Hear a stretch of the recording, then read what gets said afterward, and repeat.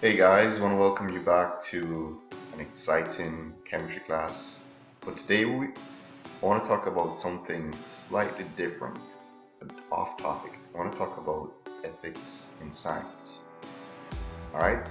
And the reason why I want to talk about this topic, the reason why it's so important is that we have to make choices. And I want us to make wise choices because the choices that we make today have significant consequence for tomorrow. So I just want to make sure that we understand how to make wise choices. So we're going to talk initially about ethics, then I want to focus on the undergraduate settings for now. We can talk about the other topics like for grad studies, postdocs, academy, industry at a later time. So let's just focus on the definition for now. Then let's look at the undergraduate setting. All right. So what is ethics? So according to the Chambers Dictionary, ethics is the science of morals, a branch philosophy which is concerned with human character and conduct. I don't know if that makes sense to you. In terms of ethical practices in science, it's no different from ethical practice in any aspect of life. So whether you're in business, whether you're in law, whether you're teaching, whether you're at home, it doesn't matter. It's the same principle across the board. And what I want to focus more is on the moral aspect of that. All right. So there's a difference between ethics and morals, right? So while they might be used interchangeably, they are different. All right, so ethics refers to rules that are provided by an external source. So it's like the code of conduct in the workplace. So whether you are in the law firm, whether you're in the business firm, whether you're in religion, there are rules that are imposed from an external source, where morals refers to the individual's own principles regarding right and wrong, and that comes from your value system, in terms of what your value system, what your core belief system is, right? Because we could have a scenario where we work in a law company and they have certain ethics or certain standards how we operate. Like in medicine, the doctors have to take the Hippocratic oath in terms of how they conduct medicine. And these are rules that are imposed upon us, but at the same time, we have to focus on morals, which pretty much determines what we do, what we consider to be right or wrong. All right. So I want to focus more on the morals in terms of the choices that you make, and are those choices right, or are those choices wrong? All right. So at some point in your life, you will experience an ethical issue. Everyone does that, right?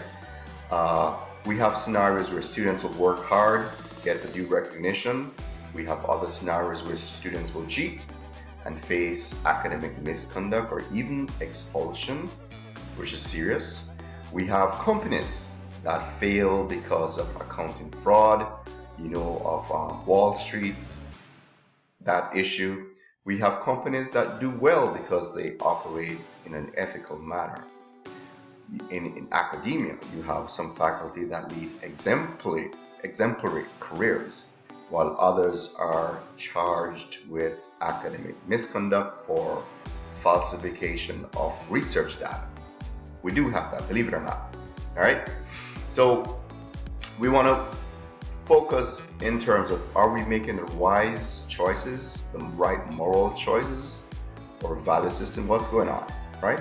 So look at this diagram. You have, what do these terms mean in terms of plagiarism? I always ask you guys, what is plagiarism? And everyone says, I know what plagiarism is. But when I point out that if you guys work together, you can't write the identical stuff, they say, oh, I didn't know that was plagiarism. Yes, it is. You have the issue of fraud in trying to deceive your instructor. Facilitation. So you may be in an exam and you might not be cheating in the sense of looking at someone else's work, but if you allow someone to look at your work, you're kind of facilitating the process, and that is in some sense cheating, right? You could fabricate data or falsify data, sabotage someone. They're all issues that we have to face. And the question is, do you plead guilty? Are you guilty? All right. So what I'm going to focus on briefly is just what happens in the undergraduate setting. So this is you I'm talking about here, right? So we'll always face temptation. So temptation to cheat is widespread, and some persons or students will succumb to temptation. And as you know, you guys are sophisticated, right? Cheating is pretty much easy nowadays. In terms of doing tests, that's relatively easy. You guys have your cell phones, you have your group chats, you can talk with each other. You have issues where students will steal copies of exams or remove materials from the library. That makes it difficult for others to get that information. You have issues like you have ghostwriters, where you have other persons writing your reports for you. Believe it or not. You have issues where students turn in lab reports, but they never came to the lab. They never did the lab, but their lab report is turned in. You have issues where you are in the lab, your experiment is not working, your data is you're getting poor data, but you instead of using what you have and explaining why you got the data that you get, you try to use better data from archives of previous lab reports. You're taking someone else's work and making it your own instead of reporting what you got. You have students who will plagiarize their reports, without acknowledging the source where they got the data from. You have students who take quizzes online in group, right? So you have cases where students are submitted quiz within 4 minutes when it takes 20 minutes because everyone sits around on the same computer and submits the grade. So why is this happening?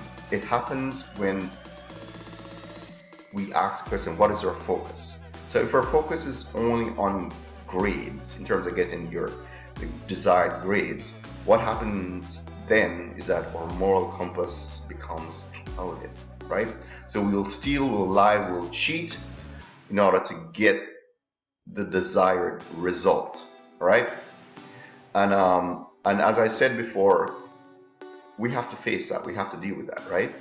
So here are a few examples which you might be familiar with. Your instructor giving an exam, you are passing papers around.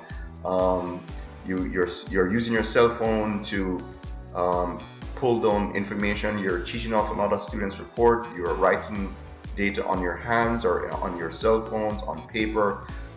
It's much more sophisticated now, much more high tech, right? So the question is, are you cheating?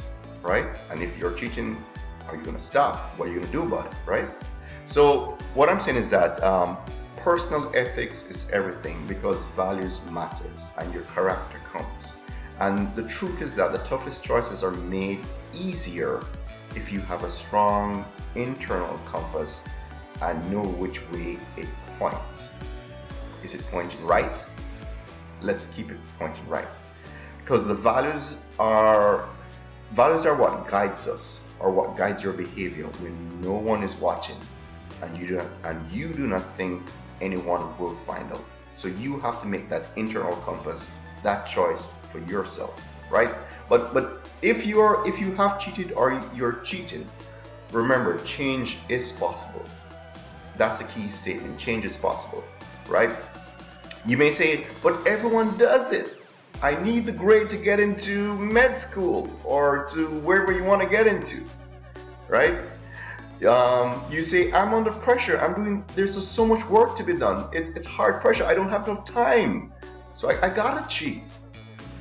So, but what I'm saying is that if you succumb to the temptation, just realize that is a mistake. We're not trying to come down heavy on you. We're just saying that realize the mistake that you make and make a change. Put it behind you, understand what led you to fail, and work to prevent it from happening again, right? Otherwise, you may end up losing everything. That's a takeaway message, right? So don't just plagiarize because you feel that, hey, I feel it needs repeating, as shown in the diagram here, right? We're saying you can make a change and make that change today, make that change now.